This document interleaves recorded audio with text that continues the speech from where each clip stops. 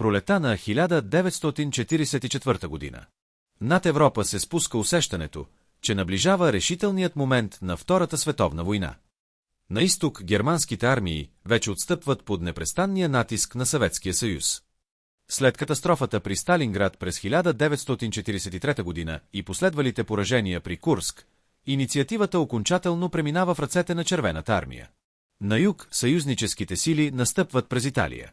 А на запад, отвъд Ла-Манша, се натрупва огромна военна мощ, каквато светът не е виждал до този момент. В Берлин никой не се съмнява в едно. Западните съюзници ще се върнат на европейския континент. Въпросът не е дали ще има нашествие. Въпросът е кога и къде ще започне то. За германското ръководство това е най-важната загадка на войната. От нейното решение зависи съдбата на Третия райх. Ако десантът бъде отблъснат още на плажовете, Германия може да спечели ценно време. Ако обаче съюзниците успеят да създадат стабилен плацдарм във Франция, краят на войната ще стане само въпрос на време. През тези месеци германската военна машина изглежда внушителна на хартия. Райхът все още контролира огромни територии.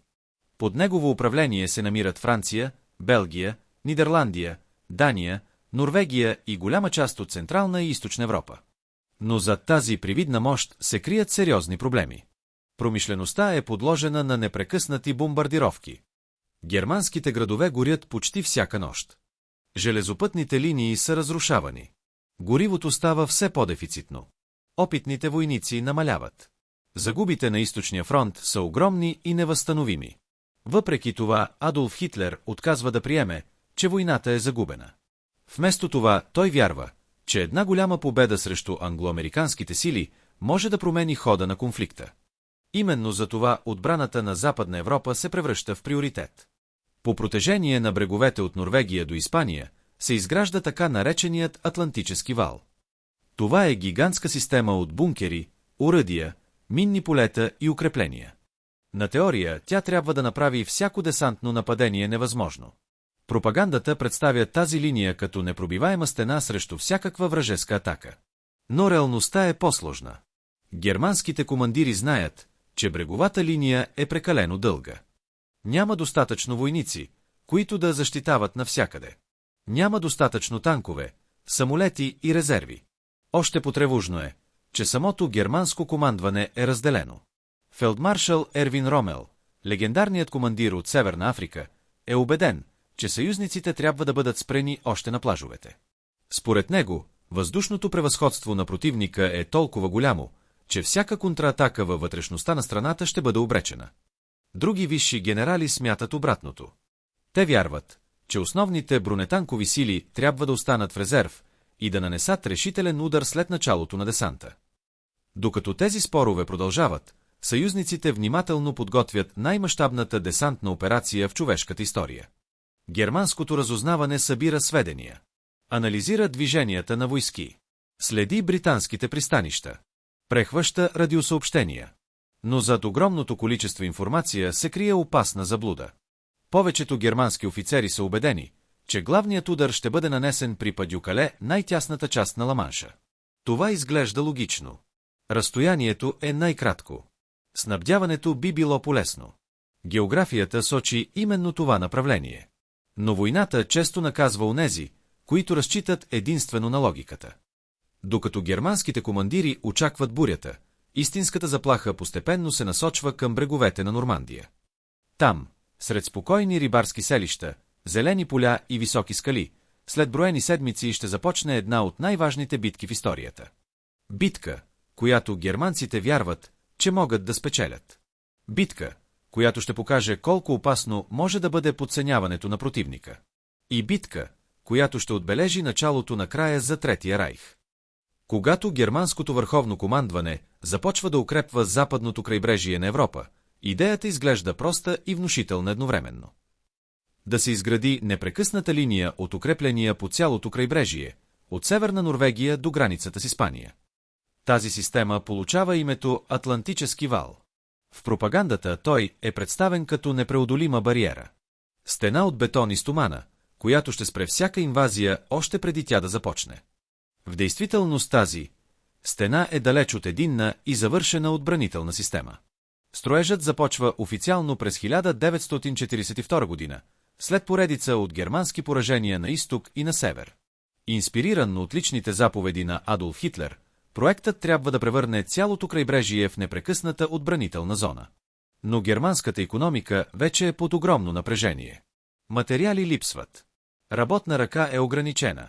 Инженерните проекти често се променят на място.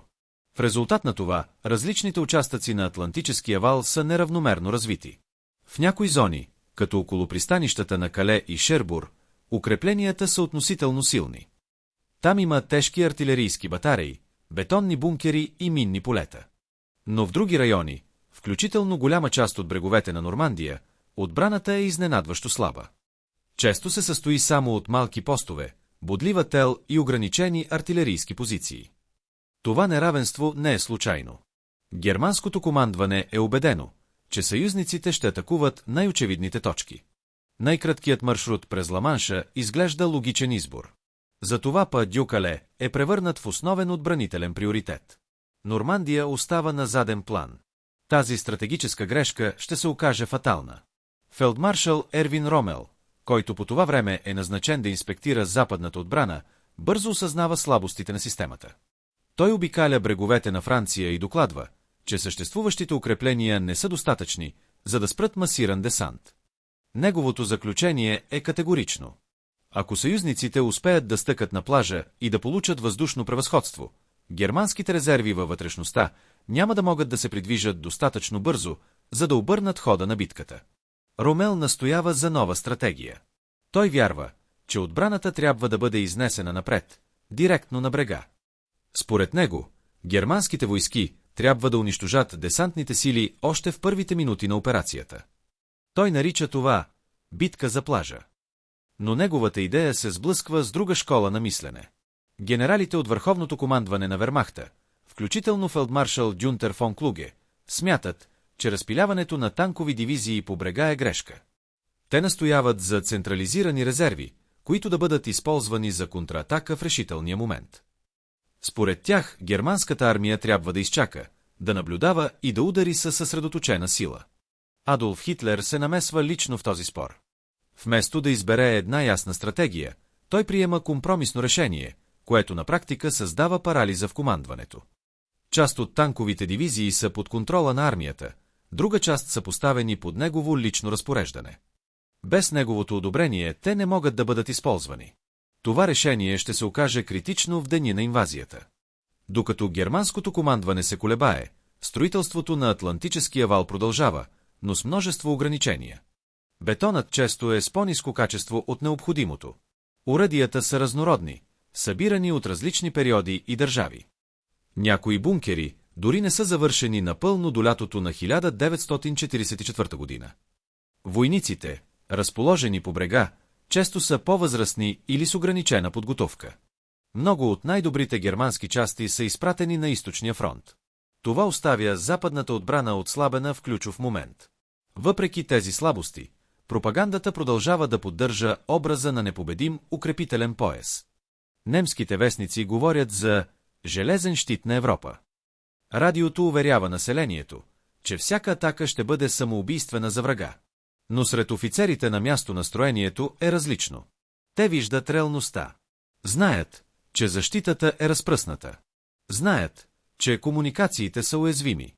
Знаят, че съюзниците имат превъзходство във въздуха и в морето. Най-големият проблем обаче остава неизвестността. Германското разузнаване не успява да определи точното място на бъдещия десант. Сложна операция за дезинформация, организирана от съюзниците, известна като операция Фортитюд, създава фалшиви армии и фиктивни радиосъобщения. Това засилва убеждението, че основният удар ще бъде при Па-дю-Кале. В резултат на това, значителни германски сили остават разположени далеч от реалната точка на инвазията дори в последните дни преди 6 юни. Атлантическият вал, който трябва да бъде символ на германската непобедимост, постепенно се превръща в символ на стратегическа илюзия. Той съществува повече като идея, отколкото като напълно функционална военна система. И когато първите съюзнически десантни вълни достигнат плажовете на Нормандия, тази илюзия ще се сблъска с реалността по начин, който ще промени хода на войната завинаги. През зимата на 1943 година и началото на 1944 година напрежението в германското военно ръководство достига нов връх. Западният фронт вече не е второстепенен театър на войната. След катастрофата в Северна Африка и нарастващата заплаха от съюзническа инвазия, Франция се превръща в ключовата отбранителна линия на Третия райх. В този критичен момент на сцената излиза една от най-известните фигури на германската армия – фелдмаршал Ервин Ромел. Той е човек с легендарен статус, изграден в пустините на Северна Африка, където печели прозвището «Лисицата на пустинята». Неговият опит в маневрената война, бързите удари и използването на ограничени ресурси го прави естествен избор за инспектор на западната отбрана. Но Ромел бързо открива, че Франция не е пустинята на Африка. И врагът, който го очаква, е безпрецедентен по мащаб. Когато обикаля бреговете на Атлантическия вал, той остава дълбоко обезпокоен. Неговите доклади са директни и без украс. Той вижда разпокъсана отбрана, недостатъчно въоръжение и най-важното – липса на ясна стратегия за момента на инвазията.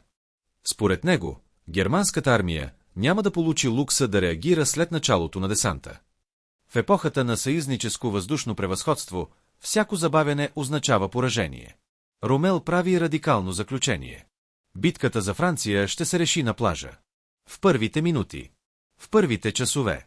Той настоява за концепция, която изглежда проста, но изисква тотална промяна в мисленето. Всички налични сили трябва да бъдат изнесени максимално близо до брега. Танковите дивизии, пехотата, артилерията, всичко трябва да бъде готово за незабавен контраудар.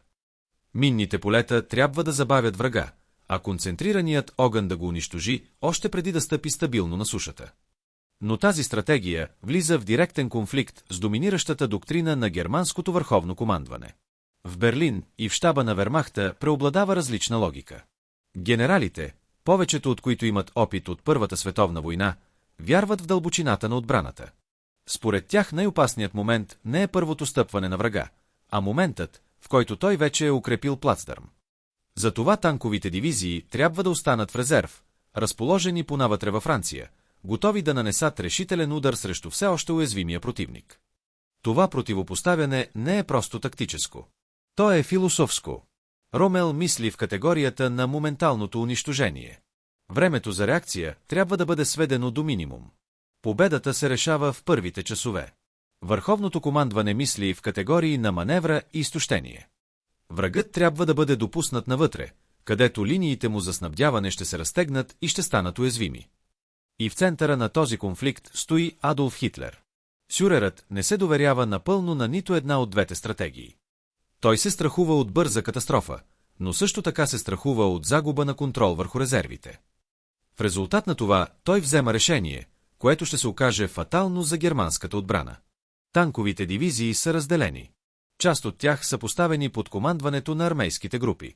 Други са запазени като личен резерв на Хитлер. Това означава, че дори при започване на инвазията, местните командири нямат пълна свобода да реагират. Ромел вижда в това решение най-голямата слабост на отбраната. Той предупреждава, че ако съюзниците успеят да установят въздушно превъзходство над плажовете, всяка забавена заповед ще направи контратаката невъзможна. Но неговите предупреждения често се сблъскват с политическа реалност. Висшето командване не желае да предаде прекалено много автономия на фронтовите генерали. Контролът от Берлин се счита за гаранция срещу хаос. Така се създава система, в която никой няма пълна свобода да действа решително. Докато този спор се разгръща, съюзническите сили увеличават натиска върху германската отбрана по друг начин, чрез дезинформация. Фалшиви армии, радиоизмами и двойни агенти създават образ на огромни сили, концентрирани срещу Падюкале. Германското разузнаване, вече несигурно и претоварено, приема тази картина като реална. Ромел обаче остава скептичен. Той не се доверява напълно на оценките от Берлин. Неговият опит му казва, че врагът може да удари там, където най-малко се очаква. Въпреки това, неговите възможности за действие са ограничени. Той може да инспектира, да докладва, да настоява, но не може да промени фундаменталната структура на командването. В началото на лятото на 1944 година напрежението достига своя връх. Ромел ускорява подготовката на отбраната. Минират се плажове. Засилват се укрепления. Войниците са инструктирани да реагират незабавно при първия сигнал за десант. Но той знае, че времето работи срещу тях. Съюзниците вече имат пълно въздушно превъзходство. Морските им сили доминират Атлантика. А германската отбрана остава разкъсана между противоречиви заповеди и забавени решения. В този сблъсък между Ромел и върховното командване не става дума само за стратегия. Става дума за две различни визии за войната. Едната изисква решителност и моментално действие. Другата разчита на контрол и дълбочина. И когато съюзническите десантни кораби започнат да се приближават към бреговете на Нормандия, този конфликт ще се превърне от теоретичен спор в реалност, измервана в хиляди животи и съдбата на една империя. В месеците преди 6 юни 1944 година германското върховно командване е изправено пред една от най-сложните разузнавателни ситуации на войната. Огромно количество информация пристига ежедневно от окупирана Франция, от разузнавателни самолети, от радиоприхващания и от агентурни мрежи. Но в тази информационна буря истината и измамата се преплитат до степен, в която дори опитни офицери трудно разграничават реалното от създаденото умишлено. Съюзниците са подготвили мащабна операция за заблуда, чиято цел е да убедят германците, че основният удар ще бъде нанесен при Падю-Кале, най-тясната точка между Великобритания и континентална Европа. Тази операция включва не само фалшиви военни планове, но и цяла призрачна армия, която съществува единствено в германското въображение. Така започва една от най-успешните стратегически измами в историята на войната. Германското разузнаване, известно като Абвер, под ръководството на адмирал Вилхелм Канарис, е вече под силен натиск. Организацията страда от вътрешни проблеми, политически съмнения и ограничени ресурси. Въпреки това, тя продължава да събира информация от териториите на Франция и Великобритания. Но ключовият проблем не е липсата на данни. Проблемът е тяхната интерпретация. Съюзническата операция за дезинформация, известна като операция Фортитюд, използва сложна мрежа от фалшиви радиосъобщения, двойни агенти и фиктивни военни формирования. Цели армии, които не съществуват, се разполагат в югоизточна Англия. Радиотрафикът имитира реални бойни единици. Дори логистични движения се симулират чрез контролирани изтичания на информация. Германските анализатори наблюдават тези сигнали и ги приемат за реални. В резултат на това се формира устойчиво убеждение в германското командване. Врагът се готви за удар при Падю-Кале. Географската логика допълнително укрепва това мнение. Разстоянието между Англия и Кале е най-краткото в Ла-Манша. Там са най-широките пристанищни възможности. Там са най-добрите транспортни връзки. За германските офицери това е естественият избор за инвазия. Така стратегическото очакване се превръща в фиксация. В Берлин и в щабовете по Западния фронт вниманието постепенно се концентрира почти изцяло върху района на Падю-Кале. Танкови дивизии са разположени поблизо до този сектор. Артилерийски части са подсилени там. Дори укрепленията на Атлантическия вал получават по-големи ресурси именно в този район. Нормандия, сравнително, остава второстепенна зона. Тази концентрация на внимание е точно това, което съюзниците искат. Докато германците гледат към Кале, истинската инвазия се подготвя на запад, в Нормандия. Там пристанищата са по-малки. Бреговата линия е по-сложна. Но именно тази сложност прави по-малко подозрителна за германските анализатори.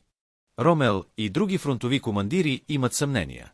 Те забелязват несъответствия в разузнавателните данни.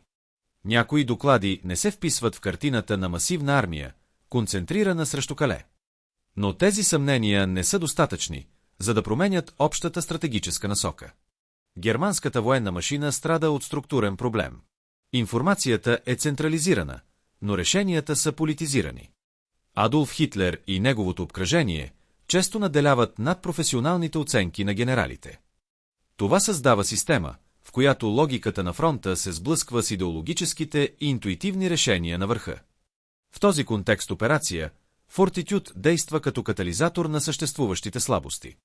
Един от ключовите елементи на съюзническата измама е създаването на фиктивна армейска група под командването на генерал Джордж Патън. Неговата репутация като агресивен и успешен командир го прави идеален кандидат за лидер на несъществуваща армия. Германското разузнаване приема тази информация като достоверна и я включва в своите анализи. Това допълнително засилва убеждението, че основният удар ще бъде масиран, бърз и директен срещу Падюкале.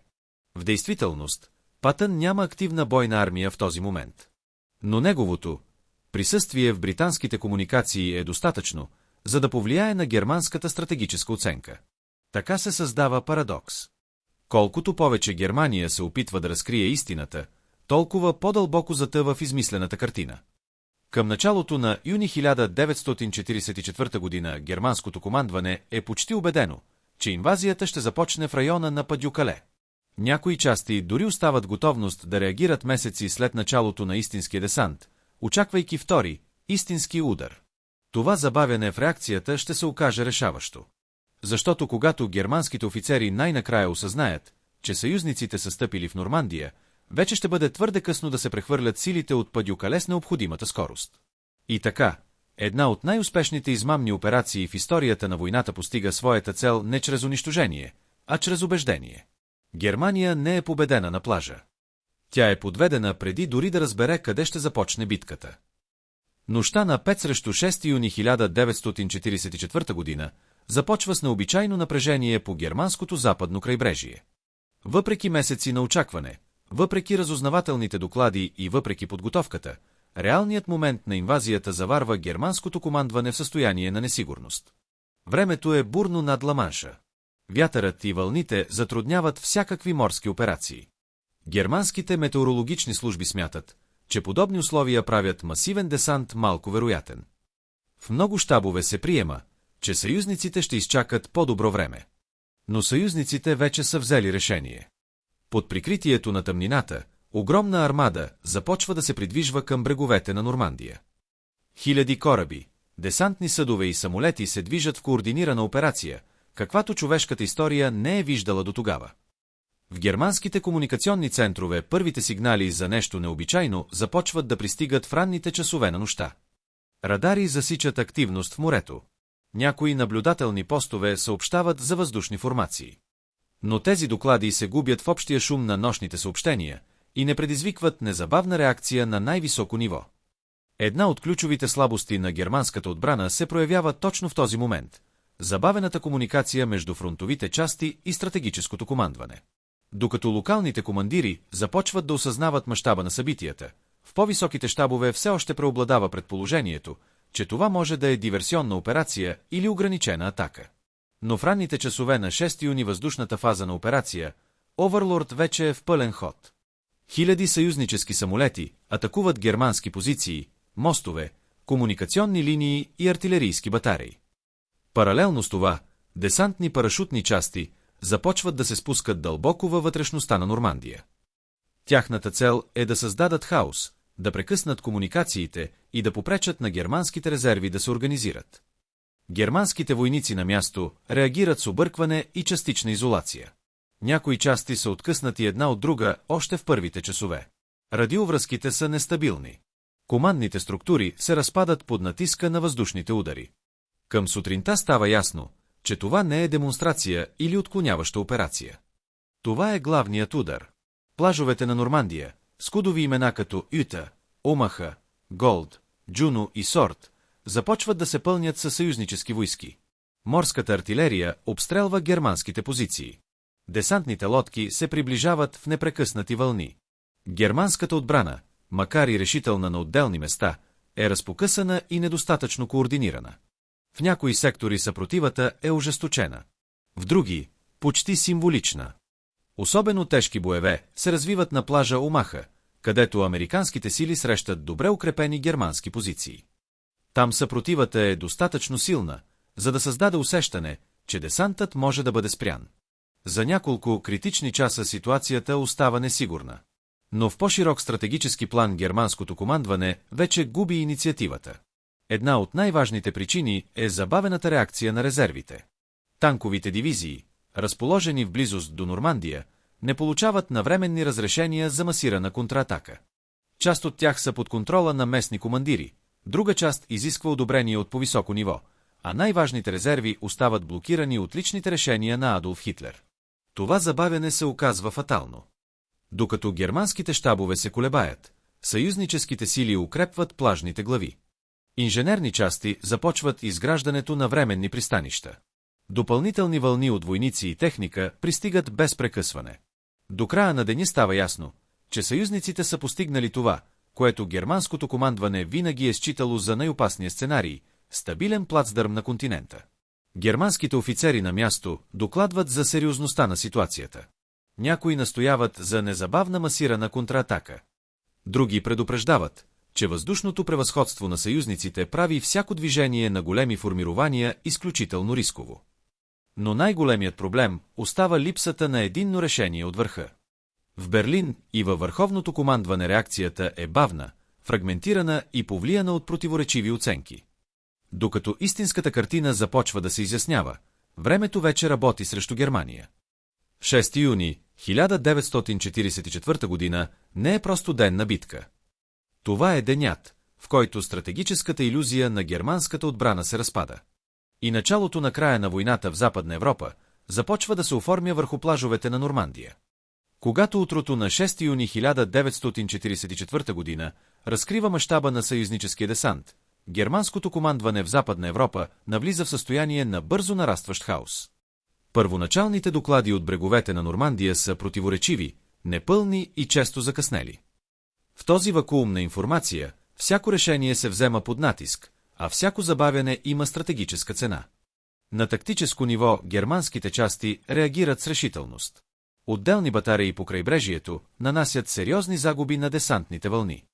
Някои плажове стават сцена на ожесточени боеве, където малки групи германски войници задържат значително по-големи съюзнически сили за часове. Но на оперативно ниво картината е различна. Командната структура започва да се разпада под натиска на едновременното въздушно нападение, морската артилерия и парашутните десанти във вътрешността. Комуникациите са първият голям проблем. Телефонните линии са прекъснати от бомбардировки. Радиовръзките са нестабилни или заглушени. В някои сектори командирите действат почти изолирано, без ясна представа какво се случва на съседните участъци на фронта. Тази фрагментация води до ключов стратегически недостатък – липса на координация между германските отбранителни позиции. Фелдмаршал Ервин Ромел, който по това време не се намира постоянно на фронтовата линия, получава информация с големи закъснения. Когато първите потвърдени доклади за масов десант достигат до него, той осъзнава, че ситуацията вече се развива извън рамките на първоначалните оценки. В същото време, във върховното командване в Западна Европа генералите се опитват да съберат противоречивите сведения в една ясна картина. Но всяка нова информация променя предишната. Един доклад говори за ограничена атака. Друг – за пълномащабно нашествие. Трети съобщава за пробив във вътрешността на Нормандия. Тази несигурност забавя реакцията в най-критичния момент на операцията. Една от най-важните дилеми е въпросът за танковите резерви. Германската бронетанкова сила е единственият инструмент, който потенциално може да обърне хода на битката в първите часове. Но тя не е концентрирана. Части са разположени по различни направления. А най-силните дивизии са подложени на различни нива на команден контрол, включително лични заповеди от Адолф Хитлер. Това означава, че местните командири не могат да реагират свободно и бързо. Докато дебатите за разполагане на резервите продължават, съюзниците укрепват позициите си на плажовете. Инженерни части разчистват минни полета. Тежка техника започва да се стоварва на брега. Артилерията се разгръща и осигурява огнева подкрепа за понататъчното настъпление. На някои места германските части все още оказват силна съпротива. Особено в секторите с по-добре подготвени укрепления, боевете са интензивни и кървави. Но тези локални успехи не могат да променят общата стратегическа картина. Съюзническото въздушно превъзходство се оказва решаващо. Германските подразделения, които се опитват да се придвижат към фронта, са атакувани още в движение. Колони от танкове и транспортни средства са подложени на постоянни удари от самолети. Това забавя всяка опитна контраофанзива. В този контекст се проявява една от най-големите слабости на германската стратегия – зависимостта от централизирано одобрение в момент, когато скоростта е критична. Докато командирите чакат разрешение, времето изтича. В Берлин и в щабовете на висшето командване започва процес на постепенно осъзнаване. Това не е ограничена операция. Това е главното съюзническо нахлуване в Западна Европа. Но дори след това осъзнаване, реакцията остава бавна и колеблива. Различни предложения за контратака се обсъждат, но не се изпълняват с необходимата скорост. Всяко забавяне позволява на съюзниците да разширяват плацдарма си. Фелдмаршал Ромел и други фронтови командири настояват за незабавни действия. Те разбират, че ако съюзническите сили бъдат оставени да се консолидират, германската армия ще загуби възможността да ги изтласка обратно в морето. Но структурата на командване вече не позволява единно и бързо решение. Така първите часове след десанта се превръщат в решаващ момент, в който германската армия губи най-важното предимство на отбраната – инициативата. И от този момент нататък войната във Франция вече не се води за предотвратяване на инвазията. Тя се води за ограничаване на последствията от нея. След първоначалния шок от 6 юни 1944 година, германското командване постепенно осъзнава, че ситуацията в Нормандия вече не може да бъде решена с един бърз контраудар. Първоначалната надежда, че десантът ще бъде отблъснат в морето, се разпада в рамките на първите дни. Вместо това започва нов етап от войната – бавна, изтощителна и разрушителна битка за контрол над френската територия. Съюзническите сили, след като осигуряват плажните глави, започват методично разширяване на фронта. Инженерни части изграждат пътища и временни пристанища, които позволяват непрекъснат поток от войски, оръжия и снабдяване. Въздухът над Нормандия е почти изцяло доминиран от съюзническата авиация, която атакува всяко германско движение през деня. За германските сили това означава нова реалност. Маневрата става почти невъзможна.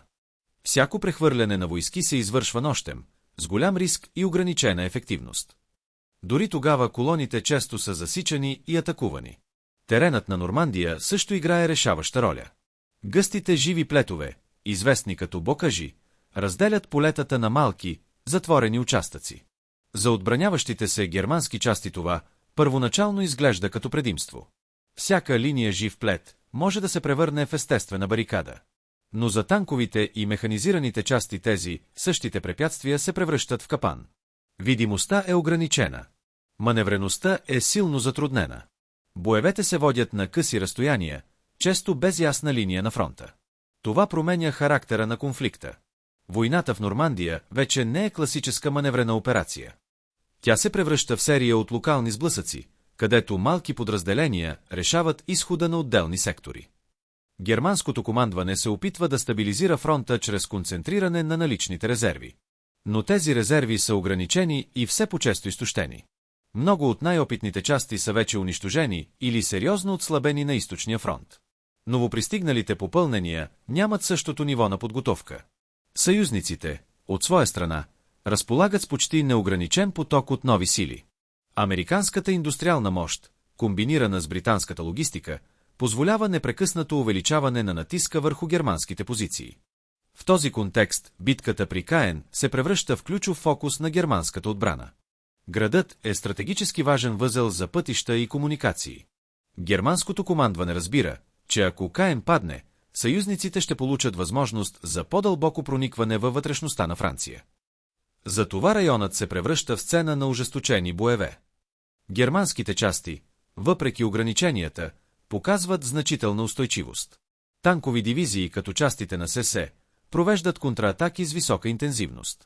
В някои случаи те успяват временно да спрат съюзническото настъпление. Но тези успехи са тактически, а не стратегически. Съюзниците компенсират всяка загуба с нови сили. Артилерията им превъзхожда германската в огнева мощ. Въздухът остава доминиран от тях. Това позволява системно изтощаване на германската отбрана. Фелдмаршал Ервин Ромел, който наблюдава развитието на битката, осъзнава, че първоначалните му опасения се потвърждават. Войната в Нормандия се решава не чрез един решителен удар, а чрез износване на ресурсите. Всяка германска контратака изисква повече гориво, повече техника и повече хора, отколкото армията може да си позволи. С времето германските линии започват да се огъват. Не внезапно, а постепенно. Всяка позиция, всяко село, всяка отбранителна точка се превръща в сцена на продължителни боеве, които изтощават защитниците. В същото време, командната структура продължава да страда от забавяне и противоречиви заповеди. Решенията, които трябва да бъдат взети за часове, понякога се обсъждат дни. Това позволява на съюзниците да адаптират своите действия и да запазят инициативата. Битката за Нормандия се превръща в символ на новия етап на войната в Европа индустриална война на изтощение, в която логистиката и ресурсите са толкова важни, колкото и тактическите умения на бойното поле. И докато германските сили се опитват да задържат фронта, става ясно, че всяка следваща седмица намалява техните шансове за стратегическо възстановяване. Нормандия вече не е въпрос на победа или поражение в класическия смисъл. Тя се превръща в въпрос на оцеляване на самата германска армия във Франция. След седмици на ожесточени боеве в Нормандия, германската отбрана постепенно се изтощава до предел. Въпреки отделни тактически успехи и упорита съпротива на множество фронтови участъци, стратегическата инициатива вече окончателно принадлежи на съюзниците. До средата на август 1944 година германската армия в Северна Франция се оказва в опасност от пълно обкръжение. Този момент кулминира в това, което по-късно ще бъде наречено джубът при Фалес. Германското командване, разтегнато между противоречиви заповеди и бързо променяща се ситуация, не успява да реагира на време на съюзническия план за обкръжение. След падането на Каен и продължаващото американско настъпление от запад, съюзническите армии започват да оформят клещи около германските сили в Нормандия. От юг и запад американските части настъпват с висока скорост. От север и изток британските и канадските сили затягат обръча. Целта е ясна – да се затвори коридорът и да се унищожи голяма част от германската армия във Франция. В германските щабове ситуацията е оценявана с нарастваща тревога. Докладите от фронта показват, че комуникациите се разпадат, резервите са изчерпани, а маневреността е почти напълно загубена. Въпреки това, заповедите за отстъпление често идват късно или са противоречиви. Една от ключовите причини за провала е липсата на бърза реакция. Германските танкови и пехотни дивизии, вместо да се изтеглят организирано, често получават заповеди да задържат позиции твърде дълго. Това позволява на съюзниците да затворят обръча по-ефективно. Фелдмаршалите на място осъзнават опасността, но възможностите им за маневра са ограничени. Въздухът е доминиран от съюзническата авиация, която атакува всяко движение през деня. Пътищата са под постоянен обстрел. Горивото е критично ограничено. Това превръща всяко изтегляне в изключително рискована операция. Когато обръчът около Фалес окончателно се затваря, германските сили се оказват в капан. Вътре в джоба са стотици хиляди войници, заедно с техника, артилерия и останали танкови части. Опитите за пробив са хаотични и често несъгласувани. Съюзническите сили използват пълното си въздушно превъзходство, за да атакуват всяка колона, която се опитва да се измъкне. Пътищата стават сцени на унищожение, където техника, хора и логистика се смесват в хаос. Германските загуби при Фалес са катастрофални.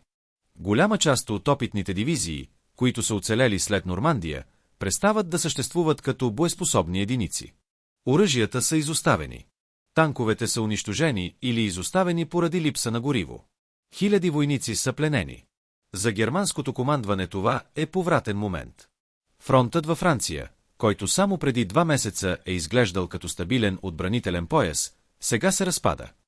Съюзническите армии вече имат свободен път към вътрешността на Франция и към германската граница. Фелдмаршал Ервин Ромел, който вече е изолиран от активното командване и под нарастващ политически натиск, не доживява да види пълния резултат от катастрофата. Но неговите поранни предупреждения за опасността от съюзническо въздушно превъзходство и бърза маневра се оказват трагично точни. Провалът при Фалес не е просто тактическа грешка. Той е резултат от натрупване на стратегически, логистични и командни слабости, които се проявяват едновременно в най-критичния момент. След този момент, германската армия във Франция вече не е в състояние да води организирана отбранителна война. Оцелелите части се изтеглят в безредие към източната граница на страната, оставяйки зад себе си големи територии без ефективна защита. И така, джубът при Фалес се превръща в символ на окончателния срив на германската позиция в Западна Европа, не чрез един решителен удар, а чрез бавно затваряне на капан, от който няма изход. В следващите седмици след десанта в Нормандия германската военна машина се изправя не само срещу съюзническия натиск на бойното поле, но и срещу собствените си структурни ограничения. С всяка изминала заповед, с всяко забавено решение и с всяка противоречива директива, става все по-ясно, че проблемът на германската отбрана не е само във врага. Той е и в самия център на властта. В сърцето на този проблем стои Адолф Хитлер. От ранните часове на инвазията, неговата роля в оперативното командване става все попряка. Вместо да делегира решения на фронтовите командири, той концентрира ключови разпореждания в собствените си ръце.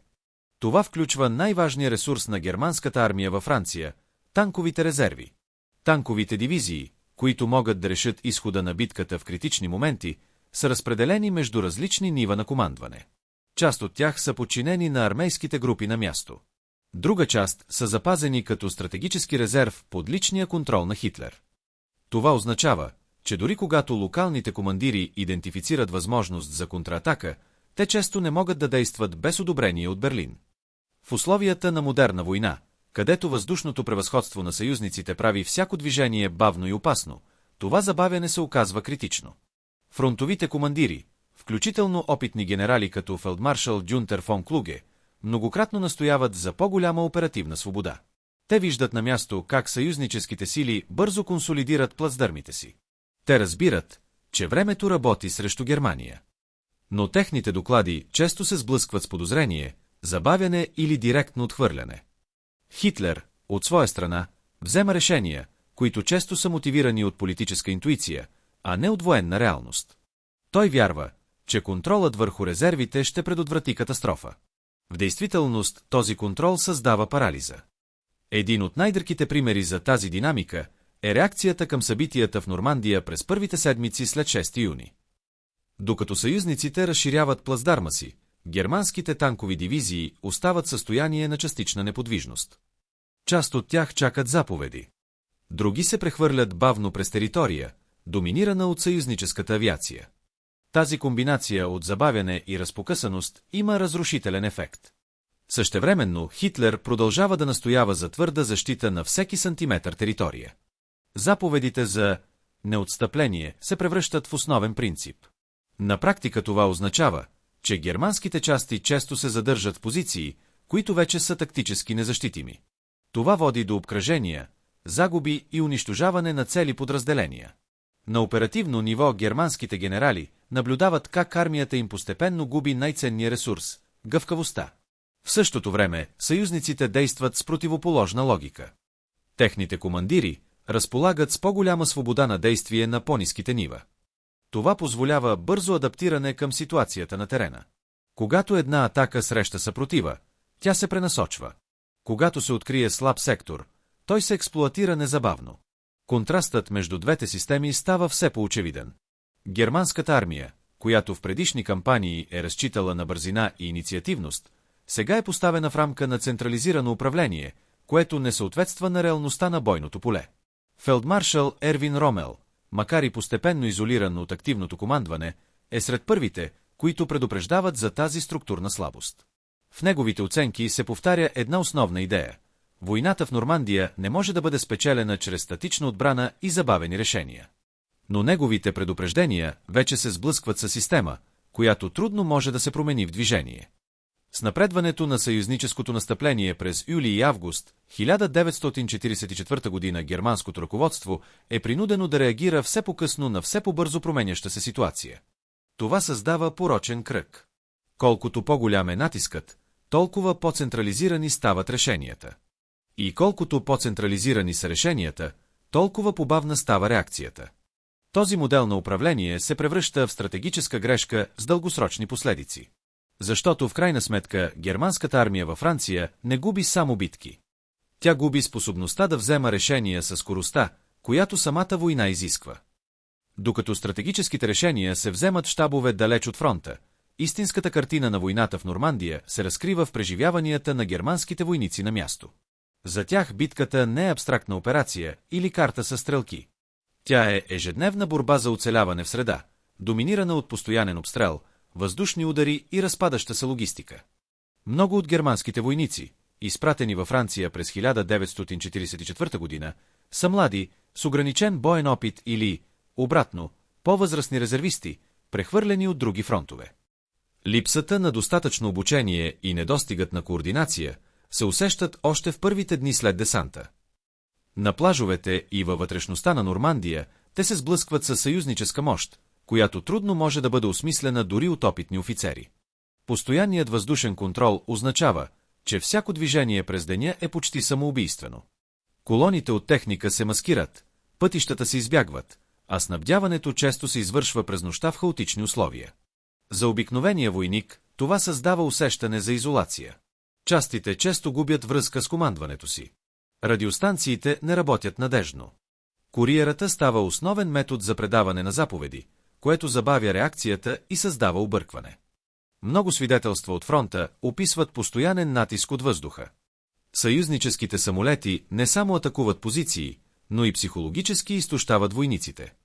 Шумът на двигателите се превръща в постоянен фон на страха. Дори когато няма непосредствена атака, присъствието на авиацията е достатъчно, за да ограничи всякаква активност. Теренът на Нормандия допълнително усложнява ситуацията. Живите плетове, каменните стени и малките селски пътища създават затворена среда, в която ориентацията е трудна. Германските войници често се оказват в позиции, където не виждат ясно нито врага, нито съседните си части. В този тип война индивидуалната инициатива става решаваща.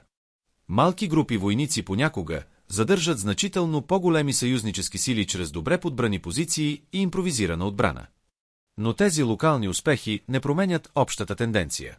С напредването на боевете и изтощението става основен фактор.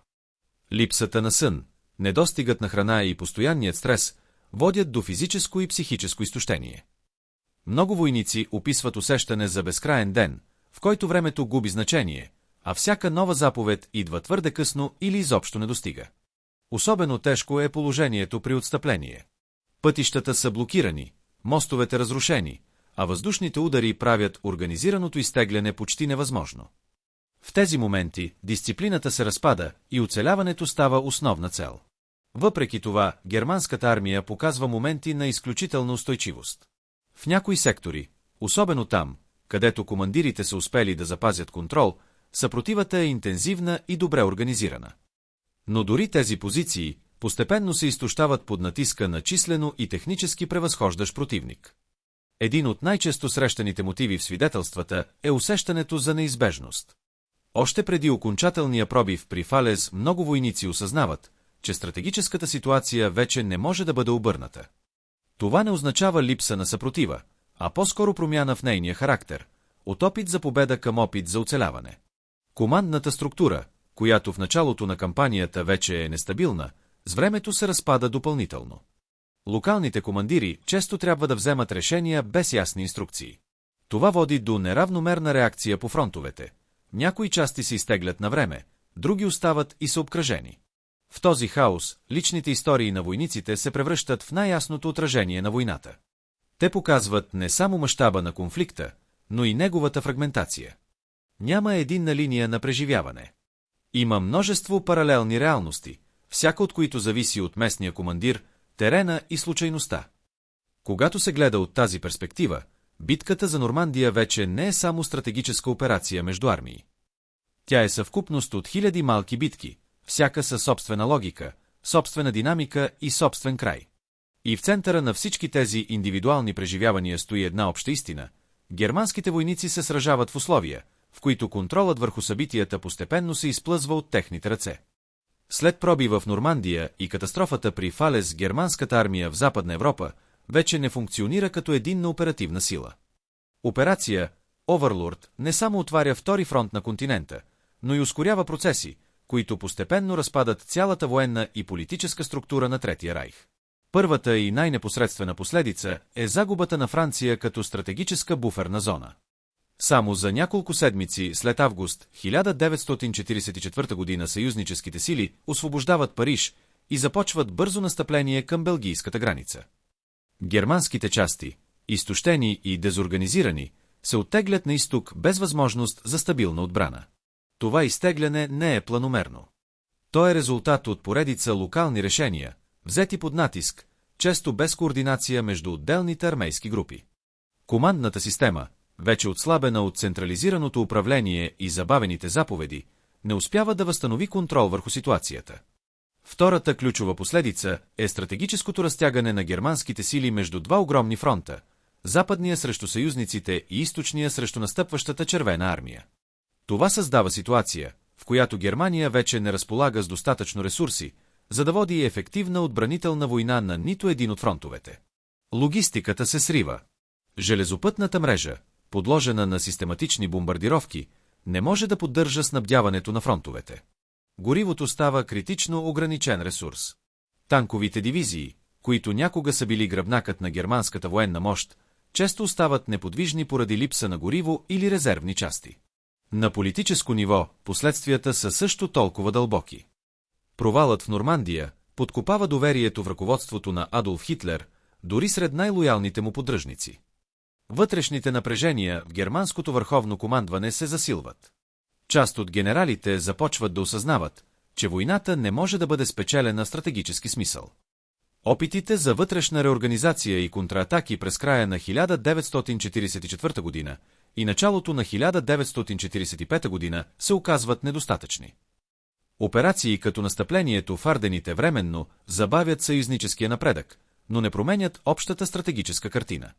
Съюзническите сили продължават да напредват систематично. Западна Германия постепенно се превръща в зона на отстъпваща отбрана, а не на активна съпротива. Въздухът остава доминиран от съюзническата авиация, която унищожава индустриалната база на Райха. В същото време на изток, Червената армия напредва с нарастваща скорост, създавайки двоен натиск, който германската армия не може да издържи. В този контекст операция Овърлорд се оказва повратната точка, която ускорява неизбежния крах на Третия райх. Тя не е единствената причина за поражението, но е ключовият момент, в който стратегическата инициатива окончателно преминава в ръцете на съюзниците. Особено важно е и психологическото въздействие. За германското общество и армията новината за успешния десант в Нормандия разрушава дългогодишния образ на непроницаема западна отбрана. Атлантическият вал, представен като символ на сигурност, се оказва преодолян за дни. Това има деморализиращ ефект върху войниците и населението. Вярата в крайна победа постепенно се заменя с очакване на неизбежен крах. Смъртта на фелдмаршал Ервин Ромел през октомври 1944 година допълнително символизира края на една епоха в германското военно мислене. Той остава една от малкото фигури, които ясно предупреждават за реалните ограничения на отбраната в Западна Европа. До пролетта на 1945 година германската държава вече се намира в състояние на стратегическа агония. Берлин е под постоянна заплаха. Западният и източният фронт се срещат в сърцето на Германия. И така, операция Овърлорд не само отваря нов фронт във войната. Тя ускорява края на Третия райх, като превръща стратегическото изчакване на Германия в окончателна загуба на инициативата, ресурсите и способността за организирана съпротива. От германска гледна точка операция Овърлорд не започва на 6 юни 1944 година. Тя започва много порано, в месеците и годините на стратегически грешки, институционални противоречия и постепенно натрупване на слабости, които правят отбраната на Западна Европа уязвима още преди първия съюзнически войник да стъпи на плажовете на Нормандия. Когато германските офицери поглеждат назад, те не виждат една единствена причина за поражението. Те виждат система. Система, в която информацията е изкривена от разузнавателна измама. В която решенията се забавят от централизирано управление. В която най-ценният ресурс, времето, се губи в момент, когато всяка минута има стратегическа стойност. Нормандия разкрива фундаменталния проблем на германската отбрана в късната фаза на войната – неспособността да се адаптира към нов тип война. Това вече не е конфликт на бързи пробиви и маневри, какъвто германската армия е усъвършенствала в ранните години на войната. Това е индустриална война на изтощение, в която въздушното превъзходство, логистиката и масовото производство определят изхода повече от тактическата гениалност на отделните командири. От германска перспектива Атлантическият вал е символ на тази илюзия. Той е опит да се създаде непрекъсната линия на сигурност в момент, когато технологиите на съюзниците вече правят такава линия почти невъзможна за поддържане. Разузнавателната измама около Па-Дюкале само ускорява разкриването на тази слабост, насочвайки вниманието и ресурсите там, където истинската заплаха не се появява. Ромел и фронтовите командири разбират част от проблема. Те виждат, че скоростта на реакция е решаваща. Те виждат, че въздушната мощ на съюзниците прави всяко забавяне фатално. Но дори техните предупреждения не могат да преодолеят структурната инерция на системата, в която решенията се вземат твърде високо и твърде бавно. 6 юни 1944 година е моментът, в който всички тези слабости се концентрират в една точка. От германска гледна точка това не е просто инвазия. Това е срив на предишния модел на война. След този ден германската армия във Франция вече не води битка за победа. Тя води битка за забавяне на неизбежното. А когато стратегическата инициатива бъде загубена, всяка следваща операция става реакция, а не действие. Уроците от Нормандия са ясни, макар и получени с катастрофална цена. Първо, разузнаването без правилна интерпретация може да бъде също толкова опасно, колкото липсата на информация. Второ, централизираното командване в условия на бързо променящ се фронт води до парализа. Трето, въздушното превъзходство променя природата на сухопътната война, като прави маневрата зависима от небето, а не само от терена. И четвърто, войната в индустриалната епоха се печели не само на бойното поле, но и в заводите, логистичните мрежи и системите за снабдяване. За германските войници, офицери и командири Нормандия остава не просто поражение. Тя остава момент на осъзнаване, че войната вече се е променила по начин, който не може да бъде компенсиран с традиционни стратегии. Когато съюзническите сили преминават през Франция и се насочват към сърцето на Германия, последиците от това осъзнаване стават необратими. И така, погледнато през германските очи, Нормандия не е просто битка. Тя е точката, в която една военна доктрина среща своя предел. И губи.